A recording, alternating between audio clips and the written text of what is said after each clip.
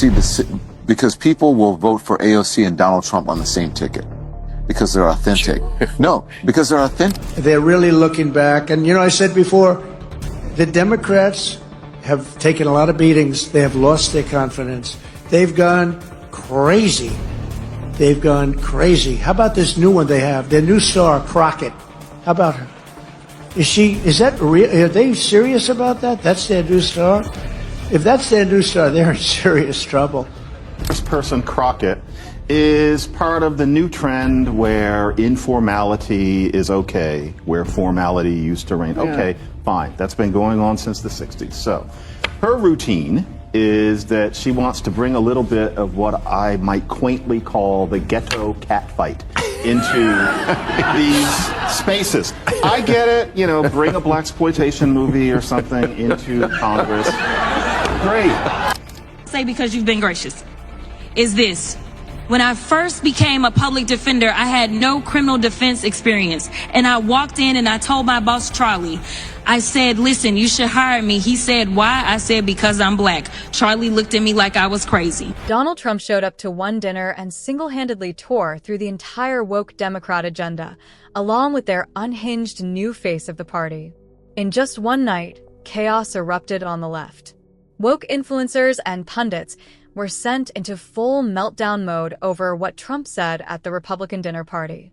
During his speech, Trump didn't hold back. He took direct aim at the Democrats' so-called rising star, Jasmine Crockett, mocking the idea that she represents their future. If that's their new leader, he said, they're in bigger trouble than I thought. The moment was electric. It lit up the entire room and sent shockwaves through social media. Trust me, you'll want to see this. And, I said before, the Democrats have taken a lot of beatings. They have lost their confidence. They've gone crazy. They've gone crazy. How about this new one they have? Their new star, Crockett. How about her? Is that real? Are they serious about that? That's their new star? If that's their new star, they're in serious trouble. I mean, this is Crockett. Oh man. But we've done a job, but they've totally lost their confidence. And it's a hard thing when you lose your confidence, but they've taken a lot of beatings, and now they're going to rely on Crockett to bring them back. Crockett's going to bring them back. You ever watch this? Last November, all the leaders here tonight were given a mandate from the American people, and at the presidential level, we won, think of this, all 7 swing states. We won the Electoral College 312 to 226. That's not bad. Remember? The fake news was saying it's going to be tough because people like Trump, but he should be able to get 270. I actually went to Nebraska and campaigned for 1 vote. I went to New Hampshire. I campaigned because they said that it could be we're 270, 269. So I'm going to all the places and I'm trying to get one. We won Nebraska big, but there was one area. And I went there. I went all over the place campaigning, and then we get 312. But we won in a landslide, too, because we won the popular vote for the first time of a Republican in decades. And now I think that's going to be done routinely. And with just a few words, Trump didn't just make the woke crowd furious. He exposed something much deeper, a fundamental flaw the Democrats refuse to confront. What they don't understand is that this strategy, elevating leaders based on identity politics instead of real qualifications, isn't just failing, it's backfiring. Jasmine Crockett is being floated as their next big star, a Kamala Harris 2.0, and if that doesn't raise red flags, you're not paying attention. For some reason, the left keeps choosing leaders based solely on race and gender, not on merit, competence, or vision. And if you want to see where that leads, just watch this. We have the right to know that we're not going to have trans people filming us in the bathroom. These men are taking selfies in women's faces. It's disgusting, it's dangerous, and it's stripping away the rights of women and girls in this country. You are making women feel unsafe every single day with your laws, your rhetoric, your social media. That's not a firebrand, it's chaos.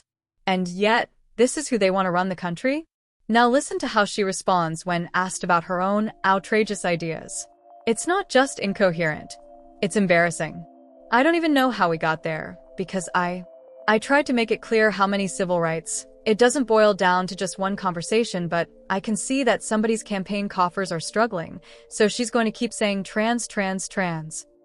Then it all devolves into shouting matches, personal jabs, and unhinged behavior, right in the middle of a congressional hearing.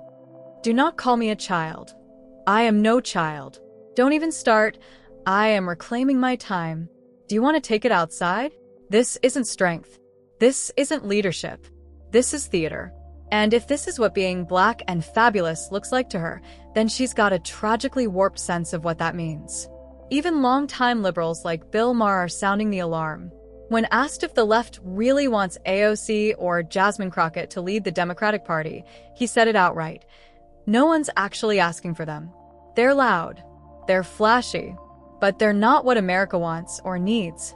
Because, at the end of the day, authenticity matters. Results matter. And the Democratic Party is setting itself up for another brutal loss if they keep chasing spectacle over substance. They keep saying she's behind the eight ball, as if that excuses everything. But let's be real. You can't claim someone's not privileged when they're literally sitting in Congress, making six figures, with an army of media defenders ready to spin every misstep into some kind of heroic struggle. Yes, she used to be a bartender. So what? A lot of us worked regular jobs. That doesn't automatically make you qualified to reshape national policy. The truth is, people like AOC and Jasmine Crockett are being propped up not because they're competent, but because they're loud. Because they say what the radical base wants to hear. And while some on the left think that's what the people want, even liberal voices like Bill Maher have started pushing back. AOC isn't the future. She's not even the present. And if Jasmine Crockett is her successor, the Democrats are headed into even darker waters.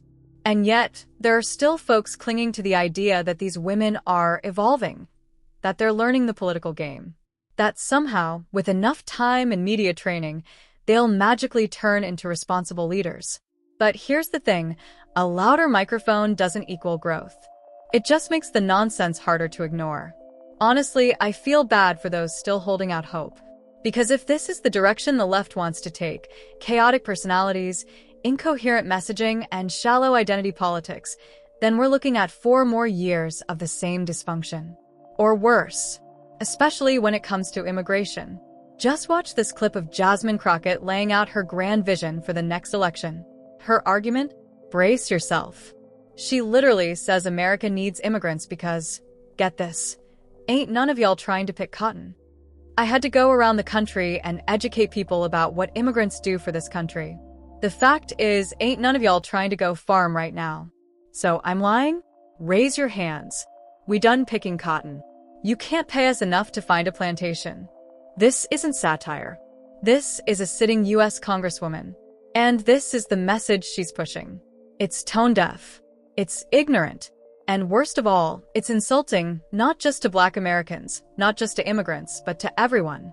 You want to talk about immigration reform? Then talk about it seriously. Fix the visa system.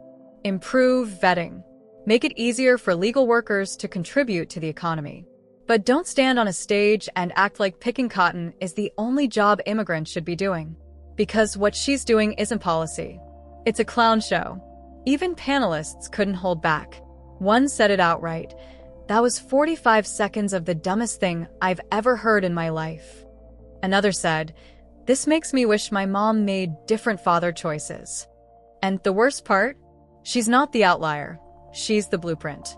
At this point, Jasmine Crockett is making AOC, and even the hosts of The View, look like Einstein. And if you've been paying attention, you'll notice something subtle but intentional. None of these woke Democrats use the word illegal anymore when they talk about immigration. It's been scrubbed, replaced, sanitized. Why?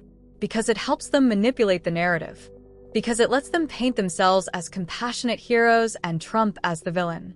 But here's the truth. In trying so hard to control the story, they've only exposed how hollow their arguments really are. Thanks for watching. Don't forget to like, subscribe, and share this with someone who still thinks this is the future of American leadership.